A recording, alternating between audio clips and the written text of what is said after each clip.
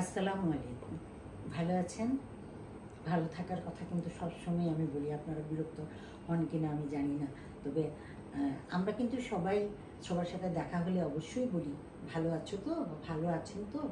ঠিক তেমনি আমার যারা এই মুহূর্তে আমাকে দেখছেন তারা ভালো থাকুন, এটাই কিন্তু আমার একটা চরম এবং পরম ইচ্ছে, যে তারা যেন কোনোভাবেই খারাপ না থাকেন। এবং যদি কোনো ব্যাপারে মনের মধ্যে কোনো কিছু নিয়ে শঙ্কা জাগে, কোনো কিছু নিয়ে মনে করছেন যে আপনি একটা স্থির সিদ্ধান্তে পৌঁছাতে পারছেন না, লিখুন আমাকে।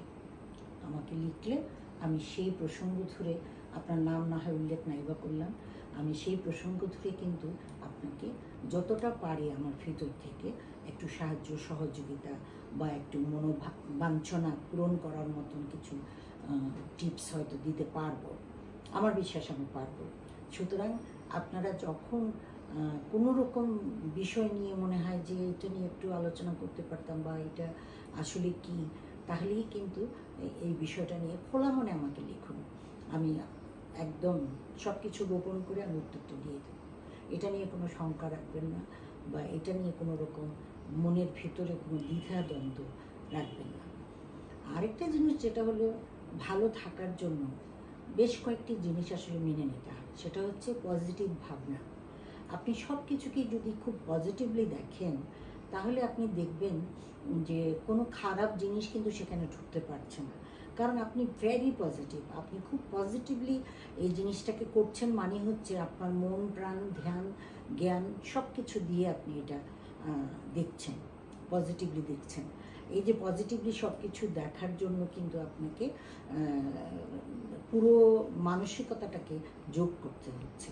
তাই পজিটিভ ভাবনাটা খুব জরুরি। আরেকটা ব্যাপার হচ্ছে মানিয়ে নেওয়া। আপনার হাজব্যান্ড, আপনার ওয়াইফ, আপনার ছেলে বা মেয়ে, বা ছেলের বউ বা মেয়ের জামাই, সবাই তো আর একরকম হবে না, সবাইকে তো আর একরকমভাবে আপনি চালাতে পারবেন না। তাই সেখানে কিন্তু মানিয়ে নেওয়ার ব্যাপারটা চলে আসে। একটা মানুষকে পড়বেন, আপনার কাছাকাছি যে মানুষটাই আসবে তাকে পড়বেন বলতে আমি লেখাপড়ার কথা বলছি না। পড়বেন বলতে আমি বলছি যে সে কী ধরনের, কী তার পছন্দ, কী সে অপছন্দ, এই জিনিসগুলো একটু জানার চেষ্টা করবেন। এভাবেই একটা মানুষকে মোটামুটি জানা হয়ে যায়। আর যখন সেই মানুষটাকে আপনি মোটামুটি জানবেন, তখন কিন্তু তার ওই জানার সাথে মিলিয়ে যখন আপনি খুব পজিটিভ থাকবেন, তখন কিন্তু সেখানে কোনো দ্বন্দ্ব বা মনোমালিন্য বা খারাপ লাগা আসতে পারবে না, নিশ্চয়ই না।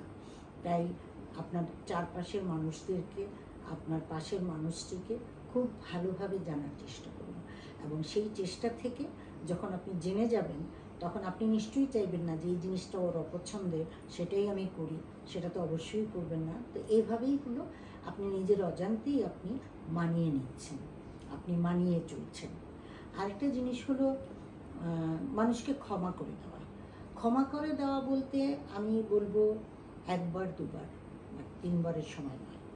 একবার বা দুবার হচ্ছে ম্যাক্সিমাম, তিনবারের সময় নয়। কারণ সেটা তখন তাদের একটা কি বলবো, তাদের একটা ইয়ে হয়ে যায়, মনের ভিতরে একটা অন্যরকম ব্যাপার জন্মে যায় যে এর সাথে এরকম করলে তো কোনো অসুবিধা নেই। কিন্তু তাকে আপনি থার্ড টাইম বা সেকেন্ড টাইম তাকে আপনি বুঝিয়ে দেবেন যে না, এরকম করা ঠিক নয়, এরকম জিনিসটা আমার পছন্দনীয় নয়, এরকম জিনিসটা আমি পছন্দ করি না। সেটা যদি আপনি জানিয়ে এবং বুঝিয়ে দেন, তখন দেখবেন তার সাথে পরবর্তীতে আপনার কোনো রকম মনোমালিন্য হওয়ার মতন কোনো রকম ঘটনা ঘটছে না, বা তাকে আপনি যে অসুবিধাগুলোর জন্য অবজ্ঞা করছেন সেটার করতে হচ্ছে না।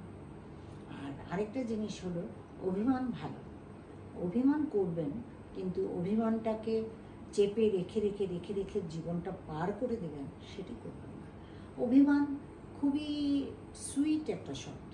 আপনি কার উপরে অভিমান করছেন? তার উপরেই তো, যাকে আপনি ভালোবাসেন, যাকে আপনি পছন্দ করেন, তাই না? সেই পছন্দের মানুষটির সঙ্গে, সেই পছন্দের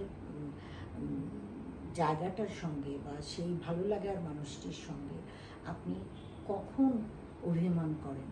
যখন আপনি দেখেন যে আপনাকে সে বুঝতে পারছে না বা আপনার কোনো একটা জিনিসের সঙ্গে সে রিলেট করতে পারছে না, তো এই জায়গাটা আসলে একটু একদমই বুকের ভেতরে পাথর বানিয়ে রেখে দেবেন না, একটু বুঝতে দেবেন, একটু বুঝতে দেওয়াটা উচিত।